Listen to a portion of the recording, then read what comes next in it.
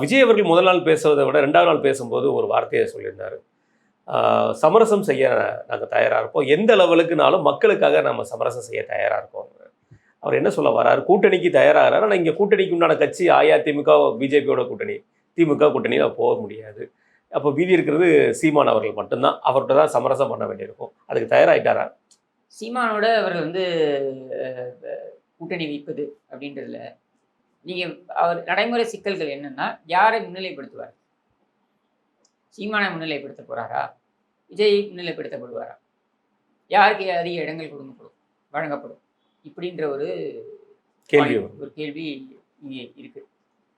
சீமானோட போகிறதுல என்னன்னா, நீ சீமானோட போகிறதுனால அரசியல் எதிரியை வீழ்த்த முடியுமா என்றால் முடியாது. ஏன்னா உனக்கு தேவை கிட்டத்தட்ட அவங்க 47% இருக்காங்க. நம்பர்ஸ் தான், பிளெயின் நம்பர்ஸ் தான். இல்லை ஒன்றும் வேற என்ன ரீசன் இருக்க முடியும்? அதிமுக பாஜகவுடன் கூட்டணி வைப்பதற்கு என்ன ரீசன் இருக்க முடியும்? நம்பர்ஸ் தான். அவன்கிட்ட 18% இருக்கு, இவன்கிட்ட 23% இருக்கு. 18 23ன்னா 41 வந்துடுது. இல்லை அவங்க ஏன் திமுக ஒரே கூட்டணியில் வச்சிருக்காங்க எல்லாரையும்? 47% சரியா? So you have to cross 40%. நீ உங்களுடைய ஆதவர்ஜன் சொல்கிற கணக்குப்படியே வரும்.